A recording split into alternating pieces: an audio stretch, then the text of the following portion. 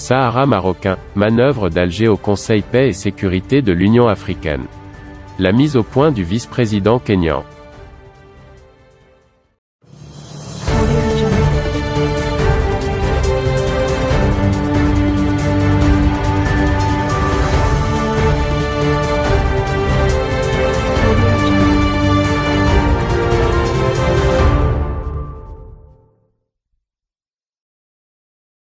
Le vice-président du Kenya, William Ruto, a affirmé que le plan d'autonomie des provinces du Sud, sous souveraineté marocaine, est la meilleure solution à la question du Sahara. Je déclare en tant que vice-président du Kenya que le plan d'autonomie sous souveraineté marocaine est la meilleure solution à la question du Sahara, a assuré William Ruto, qui a été reçu par l'ambassadeur du Maroc au Kenya, El Mokhtar Gambou, hier soir, mardi 23 mars 2021, au siège de sa résidence à Nairobi. Le vice-président du Kenya, qui est candidat à la présidentielle de 2022, a aussi affirmé que la représentation du Polisario à Nairobi n'a aucun sens. Selon William Ruto, le conflit autour du Sahara n'est qu'une excuse pour permettre à l'Algérie de continuer de dilapider les richesses de son peuple sur des causes perdues, ajoutant que la création d'un État séparatiste au sud du Maroc n'est qu'un fantasme, nourri par ceux qui n'aiment ni la paix, ni l'unité, ni la prospérité pour les pays africains. Le vice-président du Kenya a également soutenu que son pays ne doit jamais se défaire de sa neutralité et doit, au contraire, travailler directement avec l'Organisation des Nations Unies pour appuyer le processus de paix concernant la question du Sahara.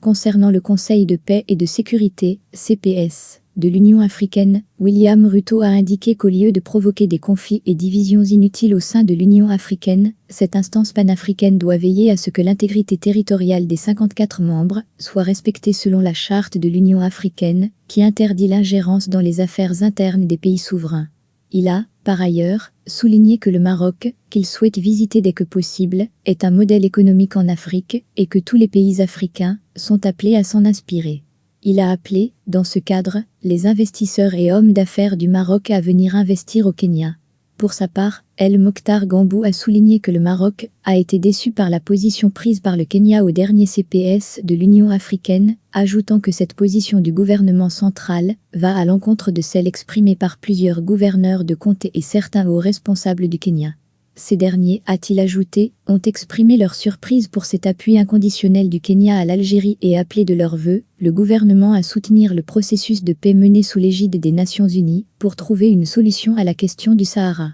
Il a, par ailleurs, mis en évidence les multiples opportunités d'affaires offertes de part et d'autre, ajoutant que les deux pays, qui sont leaders de leurs régions respectives, ont beaucoup à gagner s'ils mutualisent leurs efforts et mettent à profit leur potentiel. Il a rappelé, dans ce cadre, les projets déjà engagés ou en cours de négociation entre les deux pays, en particulier l'engagement du groupe OCP à soutenir le secteur de l'agriculture au Kenya, l'intention de Marchika Mud d'investir dans l'île de Lamu, les partenariats politiques et économiques entre les régions du Maroc et les comtés du Kenya, à l'instar du partenariat en cours entre la région de Tanger-Tétouan à Losema et le comté de Mombasa, et la région de l'Oriental et le comté de Lamu.